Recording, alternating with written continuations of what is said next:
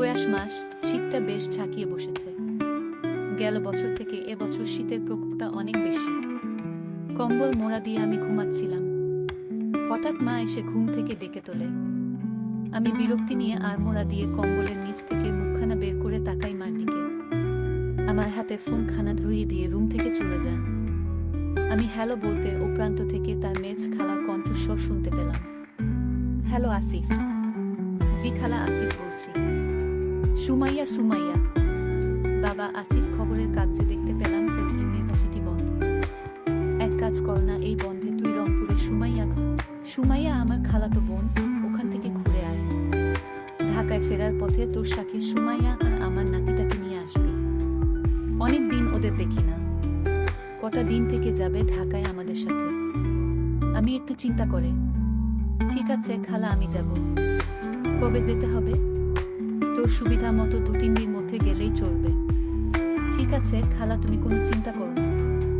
আমি কাল পরশু রওনা হয়ে যাব রংপুর। তুমি সুমাইয়া আপুকে বলে দেও আসছি। ফোনটা রেখে আসিফ বাথরুমের দিকে হাঁটা দেয় ফ্রেশ হবে বলে। ঢাকা বিশ্ববিদ্যালয়ের ফিন্যান্স বিষয়ে অনার্স পড়ছে আসিফ। আসিফের তেমন কোনো ব্যস্ততা নেই পড়াশোনার চাপ।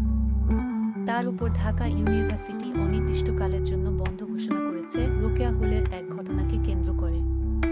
সারাদিন বাসায় ঘুমিয়ে অলস সময় কাটছে তার। সকালের নাস্তা করে আসিফ কমলাপুর রেল স্টেশনে চলে যায় রংপুর যাবার টিকিট কাটতে। আসিফদের কাজিনদের মধ্যে সুমাইয়া বেশ সুন্দরী। বিয়ের আগে সুমাইয়ার অনেক ভালো বিয়ের প্রপোজাল আসত। শ্যামা 5 ফিট 5 ইঞ্চি লম্বা, গায়ের রং উজ্জ্বল ফর্সা, আর শরীরের গঠনও বেশ ভালো, যেন ছেলেদের আগুন ধরাত। পাড়ার সব বয়সী ছেলেরা পাগল ছিল সুমাইয়ার জন্য। সুমাইয়ার বাবা হঠাৎ করেই সুমাইয়ার বিয়ে ঠিক করে ফেলেন এক বিসিএস ক্যাডার ছেলের সাথে। পাত্রের বয়স একটু বেশি, 36, আর সুমাইয়া 22 বছরের পরিপক্ক এক রমণী। 14 বছরের গ্যাপ খুব একটা বড় সমস্যা হয়ে দাঁড়াল না সুমাইয়ার পরিবারের কাছে। কিন্তু সুমাইয়ারও ওই বিয়েতে একদম মতো ছিল না। ভাগ্য নাকি নিয়তি, সুমাইয়ার বিয়ে হয়ে যায় সেই বিসিএস ক্যাডার ছেলের সাথে। সুমাইয়ার হাজবেন্ড মুনির সাহেব খুব ভালো মানুষ। মুনির সাহেবে এখন রংপুর জেলার জেলা প্রশাসকের দায়িত্বে আছেন। বর্তমানে সে ট্রেনিং 8 মাসের জন্য দেশের বাইরে গেছেন। বিয়ের পরের বছর সুমাইয়ার কোল জুড়ে আসে ফুটফুটে একটি ছেলে সন্তান। দেখতে দেখতে ছেলেটা বড় হয়ে যায়। নাম রাখে শাবাব। শাবাব এখন ক্লাস 2তে পড়ে। শাবাবের এখন বার্ষিক পরীক্ষা চলছে, শেষ হবে কদিন পরে। তারপর দিন আসিফ তার লাগেজ গুছিয়ে রওনা হয় রংপুরের উদ্দেশ্যে। এসি কেবিন, শোবার জন্য স্লিপার আছে। বেশ আরামদায়ক জার্নি, তবে অনেক লম্বা সময়। দেখতে দেখতে 12 ঘন্টা চলে গেল। সকাল 11টার দিকে আসিফ রংপুর রেল জংশন স্টেশনে পৌঁছাল গেল। আসিফের জন্য সুমাইয়া রেল স্টেশনে গাড়ি পাঠিয়েছিল আসিফকে রিসিভ করতে। আসিফ আগে কখনো রংপুর আসেনি। নতুন শহর, তার উপর আবার প্রচন্ড ঠান্ডা পড়েছে।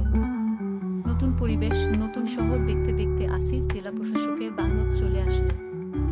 বাংলোটা বেশ অনেকখানি জায়গা নিয়ে করা হয়েছে। পুরো বাংলোটা প্রাচীর দিয়ে ঘেরা। বাংলোর সামনে সুন্দর সুন্দর বাহারি রকমের ফুলের বাগান করা হয়েছে। বাংলোর চারপাশে সারি সারি বিভিন্ন রকমের ফলের গাছ, পাখির কিচিরমিচির শব্দ। শহর থেকে একটু দূরে নিরিবিলিতে খুব সুন্দর করে সাজানো বাংলোটি। জেলা প্রশাসকের বাংলো বলো কথা। গাড়িটি বাংলোর ভিতরে আসার পর সুমাইয়াকে বেরিয়ে আসতে দেখল আসিফ। প্রায় 4 বছর পর সুমাইয়ার সাথে আসিফের দেখা।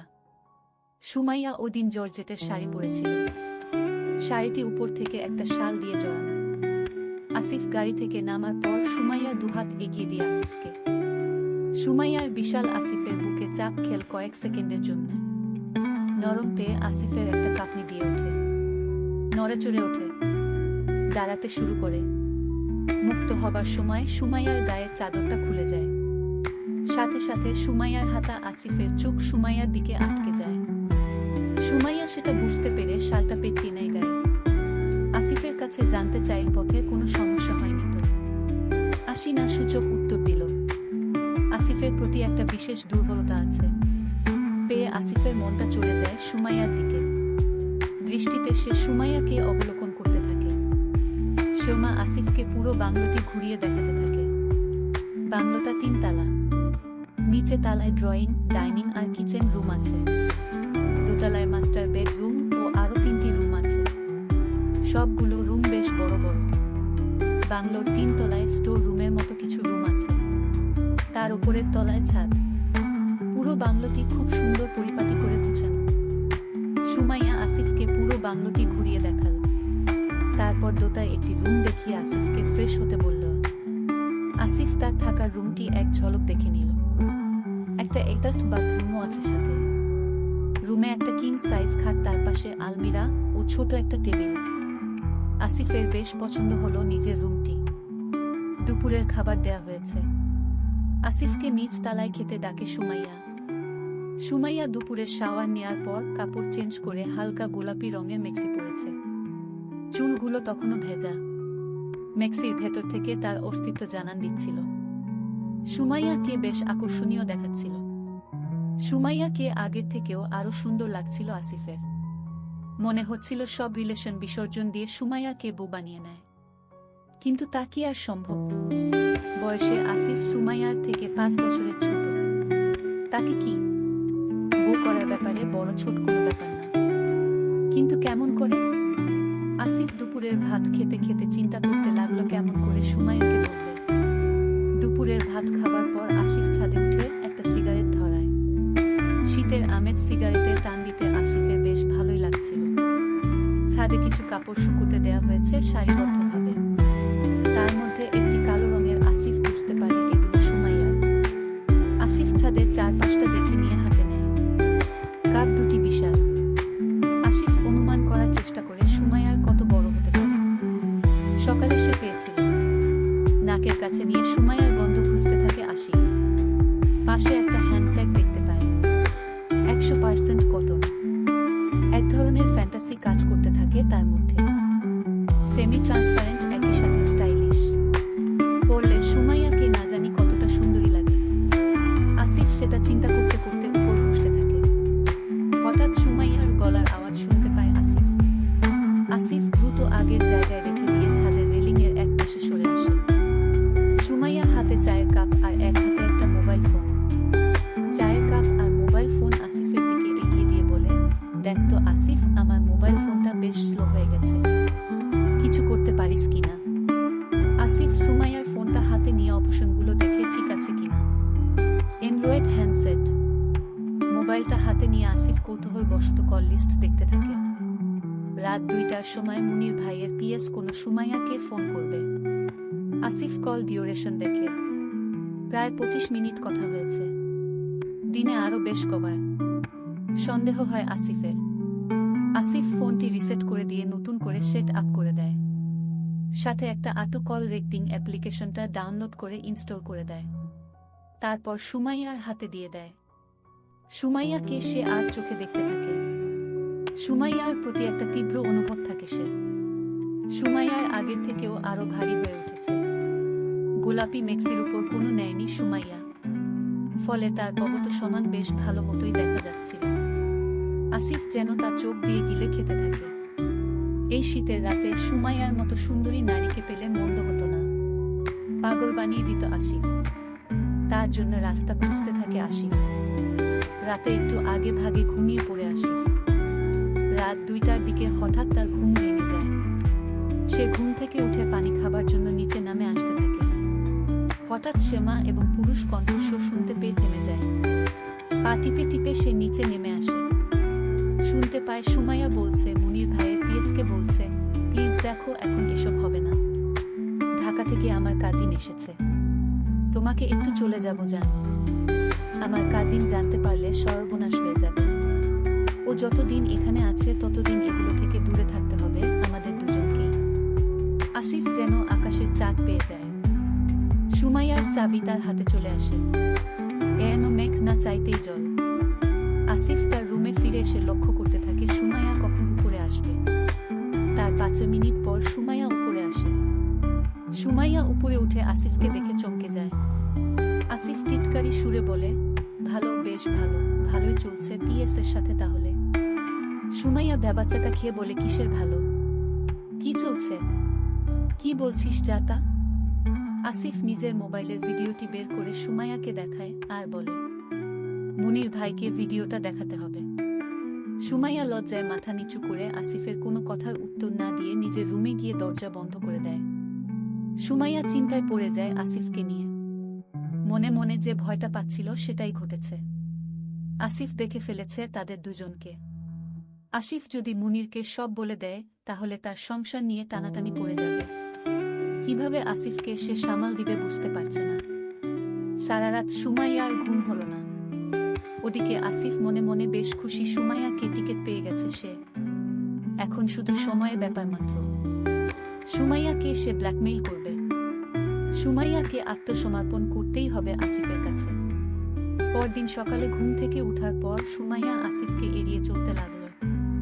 আসিফ সুমাইয়াকে সুযোগ খুঁজতে থাকে। বাসায় একটি কাজের মেয়ে আসে সকালে। কাজ শেষ করে সে চলে যেতে যেতে বিকেল হয়। বিকেলে আবার শাবাব স্কুল থেকে চলে আসে। সুযোগের অপেক্ষা তাকে বেশিক্ষণ করতে হয় না। বেলা 12টার দিকে সুমাইয়া শাওয়ার নিয়ে ভেজা কাপড় হাতে নিয়ে ছাদের দিকে যেতে থাকে তা রোদে দেবার জন্য। আসিফ মনে মনে চিন্তা করে এই তো সুযোগ। আসিফ নিচতলায় নেমে দেখে নেয় কাজের মেয়েটা রান্নাঘরে রান্না করছে। আসিফ দেরি না করে ছাদের উদ্দেশ্যে রওনা হয়। সুমাইয়া কাপড় রোদে দিয়ে নিচে আসতে থাকে। অমনি ছাদের চিলে কোঠায় সুমাইয়াকে একা পেয়ে দেওয়ালের একপাশে ধরে আসিফ।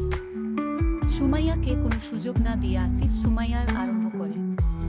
সুমাইয়া নিজেকে ছাড়িয়ে নেওয়ার চেষ্টা করে কিন্তু সফল হয় না। সুমাইয়া চিৎকার দিয়ে উঠে বলে, ভালো হচ্ছে না কিন্তু ছাড় আমাকে। যখন মুনির ভাইয়ের পিএস রবি সাহেব তোমাকে তখন খুব ভালো লাগে তাই না? আমি কিন্তু চিৎকার করব। চিৎকার কর না, আমিও সবিকে বলে দিব তোমার কুকর্ম। শুধু তোমার নিয়ে একটু খেলা করব রবি সাহেবের মতো, তারপর ছেড়ে দিব। আর কখনো তোমাকে ডিস্টার্ব করব না। শুধু এতটুকুই, আর কখনো আমাকে ডিস্টার্ব করবে না? না করব না, প্রমিস। আসিফ সুমাইয়াকে দেওয়ালে ঠেস দিয়ে ধরে। আসিফ সুমাইয়ার খুব কাছে এসে সুমাইয়ারও চোখের উপর চোখ রাখে। সুমাইয়া ও আসিফের আই কন্ট্রাক্ট হয়।